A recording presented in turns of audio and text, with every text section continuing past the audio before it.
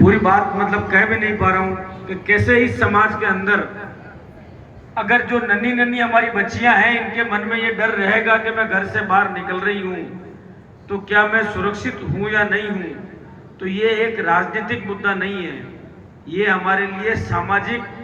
और पूरे देश का मुद्दा है। इसको हम किसी राजनीतिक दल पे, कभी कांग्रेस पे या कभी बीजेपी पे या किसी प्रधानमंत्री पे या किसी मुख्यमंत्री पे डालकर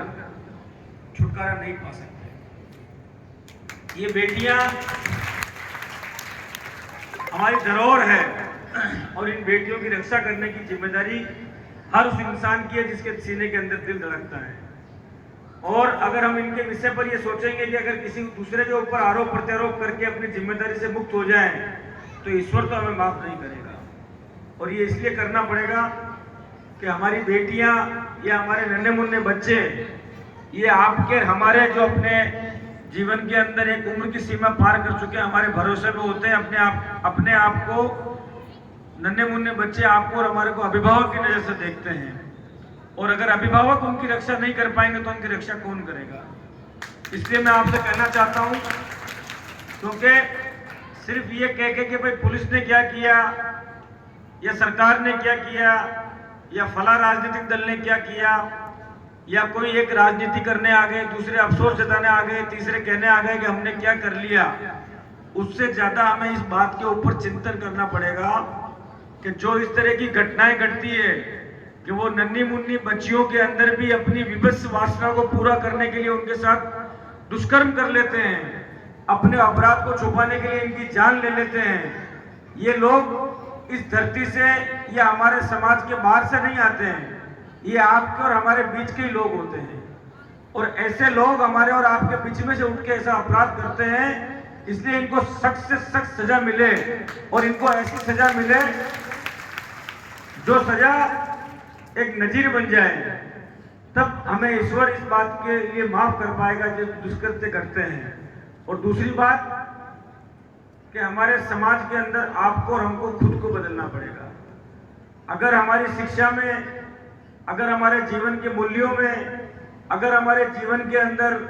अगर हमारे जीवन जीने के तौर तरीके में, और लोग कहते हैं, मैं खुद कहता हूं, पहले कभी लोग कहते थे कि पाश्चात्य संस्कृति हमारे घर के अंदर टीवी के माध्यम से घुस गई। आज हमने अपने हाथ में मोबाइल नहीं, मोबाइल के रूप में एक बम ले रखा है और ये बम दूसरों का नुकसान करने की जगह हमारे मन और मस्तिष्क को इतना विकृत कर देता है कि मैं अगर आज विधानसभा के अंदर बैठा होता तो धीरज गुजर सबसे पहले ये पाबंदी लगाता कि मोबाइल के माध्यम से जो कंटेंट लोगों तक पहुंचता है बिना रोक टोक के, जो हमारे जीवन के मूल्यों को गिराता है, जो हमारे मन में काम, क्रोध, लोभ, मोह, माया, वासना जैसे सब ख्याल पैदा करता है, अगर उस कंटेंट को हम नहीं रोक सकते हैं तो फिर हम लोगों को राजनीति करने का अधिकार भी नहीं है। क्योंकि जिस तरह से जिस दुनिया जा रही है, सबसे पहले आदमी का मन, मस्तिष्क और दिमाग इस मोबाइल के अंदर आने वाली अनर्गल चीजों को देख के खराब हो रहा है। और उसके बाद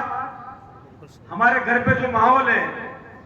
कि हम अपने बच्चों पे ध्यान नहीं देते हैं या हम जहां उनको पढ़ने भेजते हैं, लोग कहते हैं कि धर्म की शिक्षा क्यों होनी चाहिए। जब तक शिक्षा के अंदर धर्म का समाहित नहीं होगा, जब तक आदमियों को सदमार्ग पे चलने की प्रेरणा नहीं मिलेगी, जब तक व्यक्तियों के मन में पाप और पुण्य का भय नहीं होगा, तब तक वो लोग गलत काम करने से नहीं डरेंगे। इसलिए अगर हमें इन घटनाओं को रोकना है तो सरकार बदलने की जगह हमारे समाज को बदलना पड़ेगा, खुद को बदलना पड़ेगा,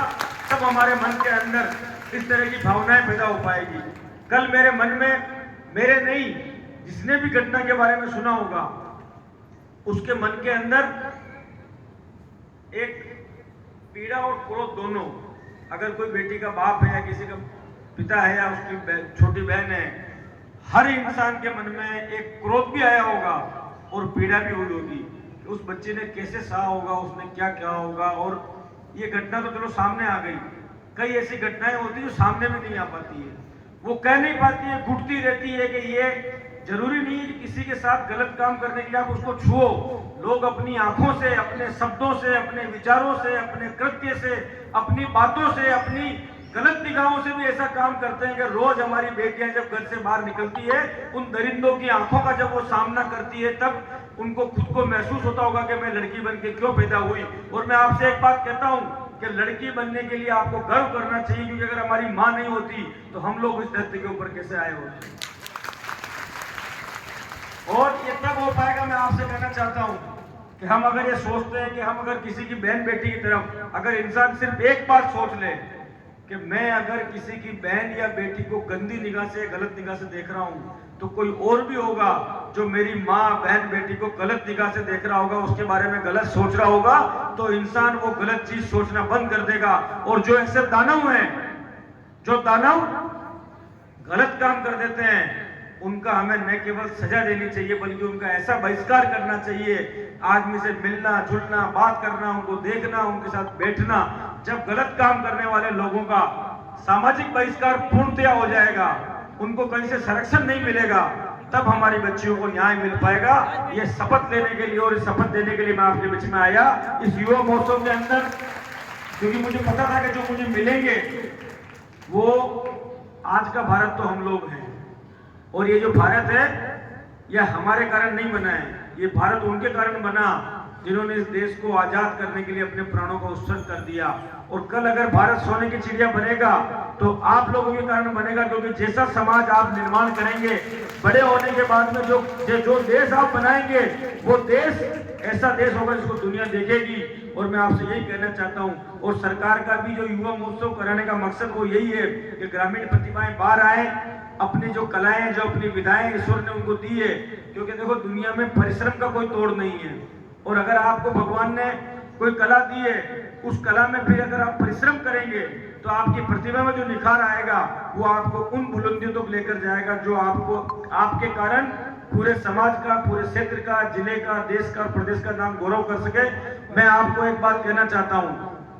धीरज गुजर आपके लिए किसी राजनीतिक दल का नेता या विधायक या मंत्री नहीं है। धीरज गुजर इस सरस्वती के पवित्र प्रांगण में विवेकानंद की धरती के ऊपर खड़ा होकर आपसे कह रहा हूं कि धीरज गुजर आपके लिए आपके भाई के जैसा है। जिस भाई ने आपकी मां के पेट से जन्म लिया, जिस भाई ने आपकी मां के पेट से जन्म लिया, जितना वो आपका फर्ज निभाएगा, मैं ईमानदारी से कोशिश करूंगा कि हमारे क्षेत्र के बच्चे बच्चियों के लिए भी मैं उतना ही धर्म, उतना ही फर्ज निभाऊं। राजनीति से ऊपर उठ के मेरे जीवन का एक एक पल आप लोगों के चरणों में समर्पित है, आपकी बेहतरी के लिए, आपकी रक्षा के लिए, आपको जीवन में अन्य संभावनाएं मिल पाए उनके लिए। और ईमानदारी से मैं कोशिश करूंगा। उसका कारण भी है कि इंसान जैसा अपने जीवन में देखता है, भुगतता है, बनता है, वैसा ही वो जीवन में करने का प्रयास भी बनता है। मेरे पिता भिलवाड़ा के मिल में मजदूर थे। एक मिल मजदूर का बेटा अगर आपके सामने खड़ा है तो उसका सबसे बड़ा कारण है कि मेरे माता पिता ने मुझे अच्छी शिक्षा दी, अच्छी जगह भेजा। और जिस सेवा सदन की स्कूल के अंदर मैं पढ़ा, बचपन से पहली क्लास से हम लोगों ने अपने जीवन के अंदर खादी पहनी। और जिसने खादी पहनी उसको पता है कि स्वतंत्रता का मतलब क्या होता है, उसको पता है कि लोगों का सम्मान करने का मतलब क्या होता है, उसको पता है कि खादी के पीछे छुपे हुए श्रम का मतलब क्या होता है, और उसको पता है कि अगर तुम्हें कुछ करना है तो तुम्हारे कुछ करने के लिए तुम्हारे पिता पसीना बहा रहा है, उस पसीने की कीमत क्या है। उस पसीने की कीमत मैं जब चुका पाऊंगा जब धीरज गुजर अपने जैसे 1000 धीरज गुजर, जो कोई राजनीति के अंदर, कोई समाज सेवा के अंदर, कोई नौकरी के अंदर, कोई अधिकारी बन के इस समाज और क्षेत्र का और देश दुनिया का भला करेगा, तब मैं समझूंगा कि जो मेरे माता पिता ने मेरे लिए मेहनत करी, उस मेहनत को मैं आपके लिए पूरा कर पाया। मैं आपको विश्वास दिलाता हूं, ये धर्म नगरी हमारी चारभुजानाथ की नगरी है। इस धर्म नगरी के अंदर आपका भाई धीरज गुजर, आपको कभी भी ऐसा लगे, आप संकोच मत करना कि हमारे माता, जरूरी नहीं कि हर आदमी मेरे संपर्क में हो।